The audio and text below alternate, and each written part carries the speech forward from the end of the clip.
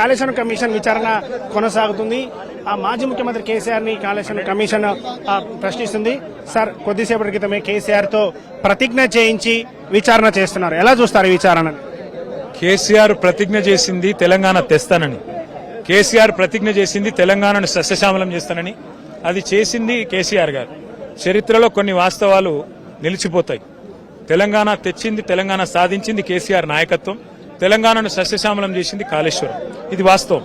హైదరాబాద్ కు రాబోయే 50 ఏళ్లు మరి తాగునీటి కొరత ఉండబోదు అన్న దానికి కారణం కాళేశ్వరం.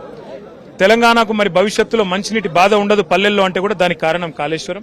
అట్లాగే గోదావరి జలాల్లో ప్రతి నీటి బొట్టును ఒడిసిపట్టి బీడు భూములకు మళ్లించినాం కాబట్టే 2014లో 14వ స్థానంలో ఉన్న తెలంగాణ వ్యవసాయంలో, వరిధాన్యం ఉత్పత్తిలో ఈరోజు పంజాబ్ను, హర్యానాను దాటి నంబర్ 1 అయింది అంటే దానికి కారణం కాళేశ్వరం. కాబట్టి కేసీఆర్ గారిని ఎన్ని ప్రశ్నలు అడిగినా సమాధానం చెప్పే సత్తా, సమర్థత వారికి ఉంది. అన్ని కూడా నేర్పుగా ఎదుర్కొంటాం. కేబినెట్ నిర్ణయం తీసుకోకుండానే కాళేశ్వరం ప్రాజెక్టు చేపట్టారని చెప్పి ఈ మధ్య ఒక మంత్రి చెప్పారు.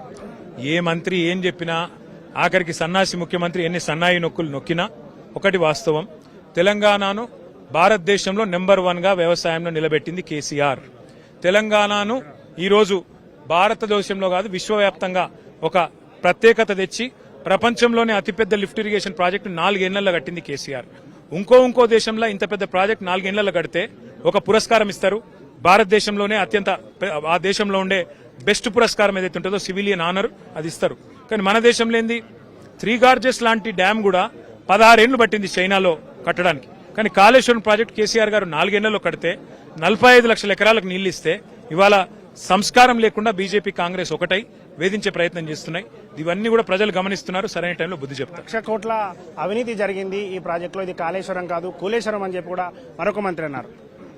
రేవంత్ రెడ్డి గారికి, ఆయా మంత్రివర్గ సభ్యులకు పోయి సూదిని పద్మారెడ్డి గారు, అంటే రేవంత్ రెడ్డి గారి పిల్లనిచ్చిన మామగారు ఉన్నారు కదా, వారి దగ్గర పోయి కొన్ని ట్యూషన్లు చెప్పుకుంటే మంచిది. ఆయన స్పష్టంగా చెప్పారు పద్మారెడ్డి గారు, 94,000 కోట్లు ఖర్చైన ప్రాజెక్టులో 1,00,000 కోట్ల అవినీతి జరిగిందని ఎవడనంటే వాడు తెలివి తక్కువ అని చెప్పిను, రాజకీయం అని చెప్పిను. అంతకంటే మేము ఏం చెప్పాలా? వరుసగా కేసులు పెడుతున్నారు. ఫార్ములా ఇరేజింగ్ సంబంధించి కూడా మళ్ళీ మీకు నోటీసులు ఇచ్చారు. ఏం చెప్తారు? ఎన్ని కేసులు పెట్టినా, ఎన్నిసార్లు విచారణకు పిలిచినా హాజరవుతాము. నేను రేవంత్ రెడ్డి గారికి లాస్ట్ టైమే ఆఫర్ ఇచ్చాను, దమ్ముంటే మొగాడివైతే రా, ఇద్దరం లై డిటెక్టర్ టెస్ట్ పెట్టుకుందాం, దూద్ కా దూద్, పానీ కా పానీ అని చెప్పిన. మరి ఆయన వస్తలేడు ముంగటికి. కారణం ఏందో నాకు తెలియదు. మొన్ననే 10 ఏళ్లు గడిచిపోయింది.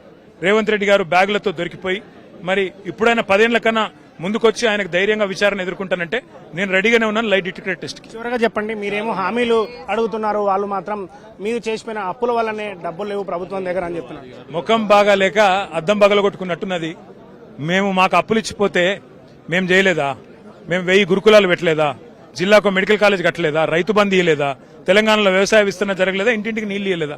కాబట్టి చిల్లర మాటలు ఉంటానే ఉంటాయి, రాజకీయాలు ఉంటానే ఉంటాయి. మళ్ళీ మాట్లాడు. రైట్, ఎన్ని కేసులు పెట్టినా సరే ఎదుర్కోవడానికి బీఆర్ఎస్ నేతలుగా తాము సిద్ధంగా ఉన్నాం అని చెప్పి బీఆర్ఎస్ వర్కింగ్ ప్రెసిడెంట్ కేటీఆర్ చెప్తున్నారు. కెమెరా పర్సన్ రాకేష్ తో సతీష్, ఎన్టీవీ, హైదరాబాద్.